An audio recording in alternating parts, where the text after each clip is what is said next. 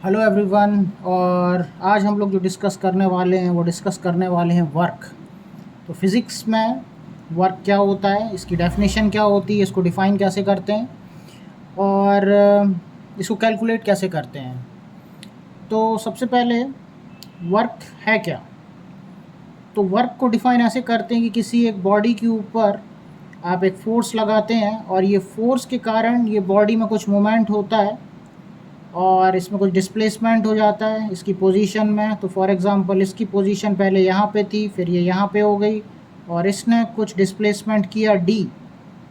तो इस डायरेक्शन में जो फोर्स लगा है उस फोर्स का कंपोनेंट मल्टीप्लाई बाय ये डिस्प्लेसमेंट, ये हो जाता है आपका वर्क। तो वर्क का मैं लिख दूंगा फॉर्मूला ऐसे कि work is equal to force dot displacement. ये दोनों वेक्टर क्वांटिटी हैं और ये हम लोग स्केलर प्रोडक्ट कर रहे हैं। तो F को मैं लिख दूंगा F cos थीटा, यानी फोर्स का वो कंपोनेंट जो हमारे डिस्प्लेसमेंट के डायरेक्शन में है। तो F cos थीटा का कंपोनेंट है और फिर उसके बाद D यानी डिस्प्लेसमेंट है। तो F cos theta multiply by D। तो ये हो गया आपका वर्क।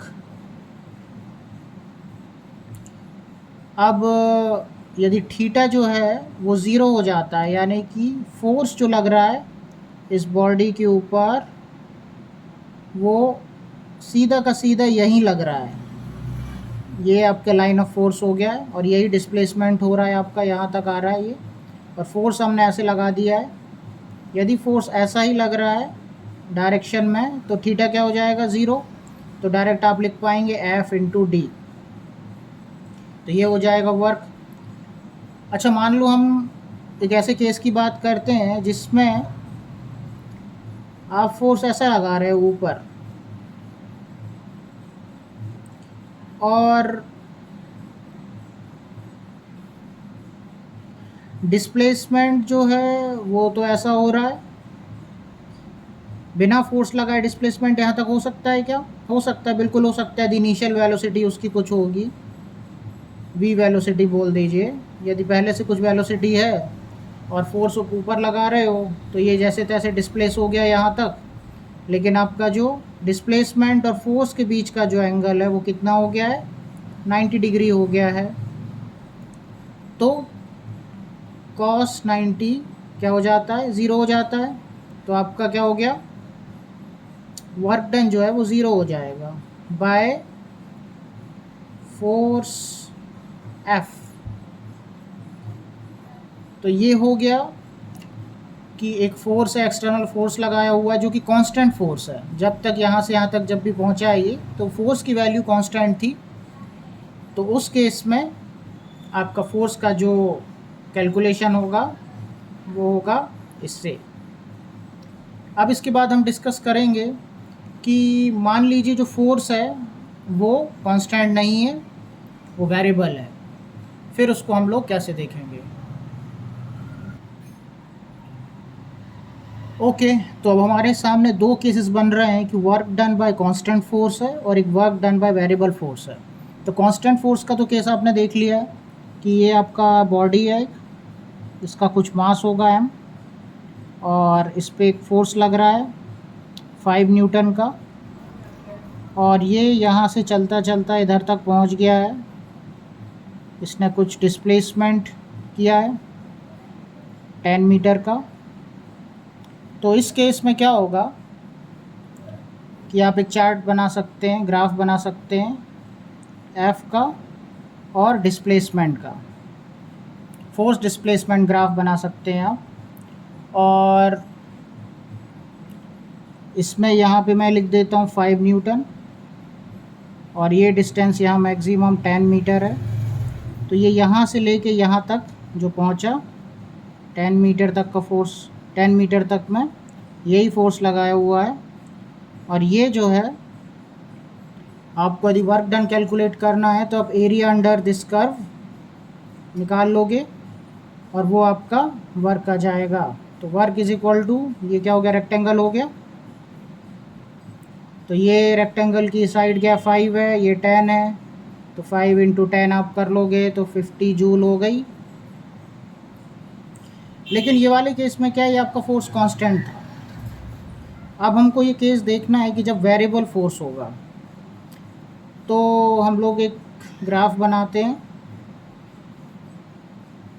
इसमें एक्स हो गया आपका डिस्प्लेसमेंट, ये हो गया आपका फोर्स, और फोर्स क्या है, फंक्शन ऑफ एक्स है, यानी एक्स के साथ फोर्स बदल रहा है। तो फोर्स क्या है ना, कांस्टेंट नहीं जा रहा है, फोर्स कुछ ऐसा जा रहा है, वेरिएबल है, एक्स के हिसाब से, एक्स जैसे बढ़ता है तो फोर्स चेंज होता है। तो इसके केस में एरिया अंडर द कर्व जो होगा वो डेफिनेटली आपका वर्क निकाल देगा, लेकिन क्वेश्चन है कि अब एरिया कैसे निकालोगे, क्योंकि फोर्स तो कांस्टेंट नहीं है। तो इसके लिए क्या करते हैं हम लोग, एक एक्स डिस्टेंस पे, यहाँ के एक्स डिस्टेंस पे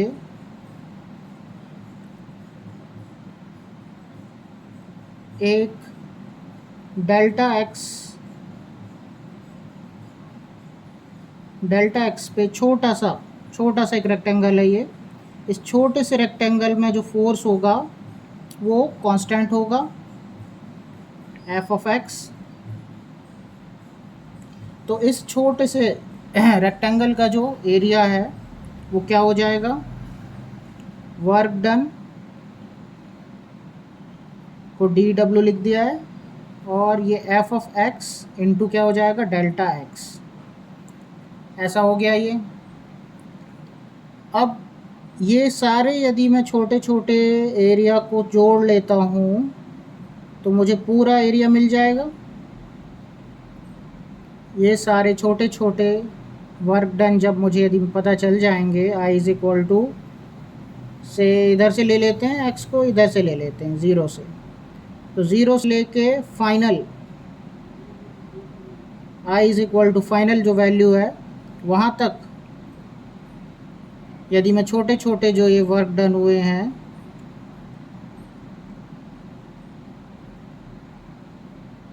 ये मैं पता कर लेता हूँ और जोड़ देता हूँ सबको, तो निकल आएगा मेरा वर्क डन। अब ये जोड़ दिया तो ये क्या हो जाएगा, ये हो गया आपका W, और यहाँ पे मैं लिमिट लगा देता हूँ, जो डेल्टा एक्स है वो 10 to 0 कर देता हूँ।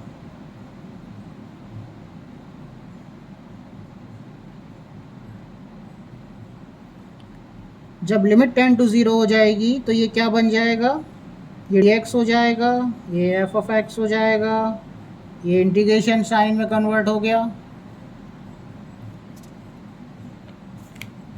तो ये इक्वेशन कैसी हो गई, f of x dx integration from x is equal to 0, या x का जो भी इनिशियल वैल्यू है, x initial to x is equal to x final, और ये हो जाएगा आपका work done, total work done. तो वेरिएबल फोर्स के केस में आपको इंटीग्रेशन करना पड़ेगा वेरिएबल फोर्स के ऊपर, तो ऐसे आपका वर्क डन निकल जाएगा।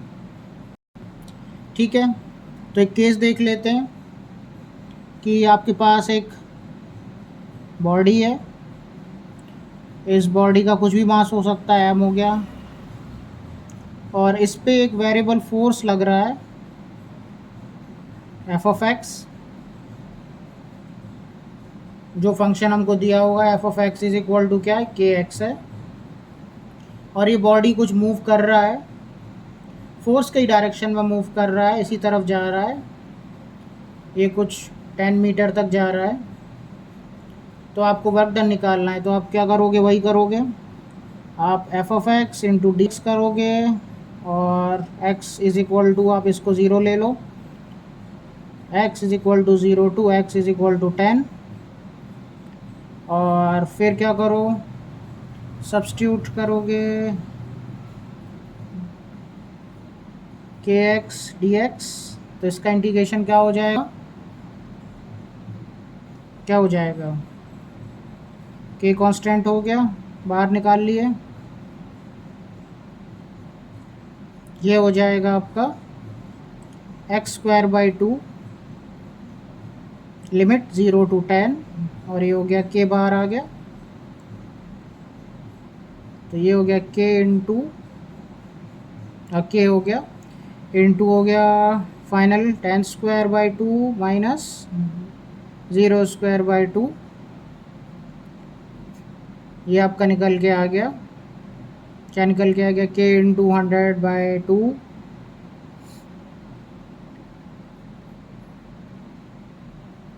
ये आ गया आपका 50 के जूल के कोई कांस्टेंट है। तो ऐसे आप लोग वर्क डन निकाल लोगे in case of variable force. अब नेक्स्ट जो है वो हम लोग जो पढ़ने वाले हैं वो है वर्क एनर्जी रिलेशन। ये वर्क और एनर्जी में रिलेशन क्या है, यदि कोई एक बॉडी यहाँ पे है रखी हुई है जिसकी कुछ वेलोसिटी है u है और इसका कुछ मास होगा m, और बाद में यही जो ऑब्जेक्ट है इसकी जो वेलोसिटी है वो v स्क्वायर हो जाती है, तो हमको यदि निकालना है कि क्या वर्क कोई एक्सटर्नल फोर्स ने क्या वर्क किया है इन स्टेजेस के बीच में, स्टेज 1 और ये स्टेज 2, क्या वर्क डन हुआ है उस केस में, तो कैसे निकालेंगे। तो एक इक्वेशन आप लोगों ने पढ़ी होगी जो न्यूटन लॉज ऑफ मोशन से निकल के आती है कि v square minus U square is equal to 2as, जहाँ पे v क्या होती वेलोसिटी होती है, फाइनल वेलोसिटी, u होती इनिशियल वेलोसिटी, a होता है एक्सेलरेशन ड्यू टू फोर्स और s क्या होता है डिस्प्लेसमेंट। इस इक्वेशन में मैं क्या करता हूँ, हाफ ऑफ m इसका मल्टीप्लिकेशन कर देता हूँ बोथ साइड, तो ये क्या हो गया half of m v square, फिर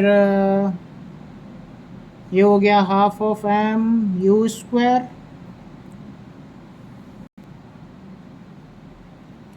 ठीक है। तो ये हो गया half M V square minus half M U square is equal to half M 2as, और ये 2 से 2 कैंसिल हो जाएगा और ये क्या हो गया m इंटू ए इंटू एस, ये साइड वैसा ही है। तो ये m में क्या होता है, m इंटू ए मास इंटू एक्सेलरेशन, ये होता है फोर्स, फोर्स इंटू हो गया क्या डिस्प्लेसमेंट, इज इक्वल टू क्या आ गया half of M V square minus half M U square, यानी चेंज इन काइनेटिक एनर्जी। तो यदि आपको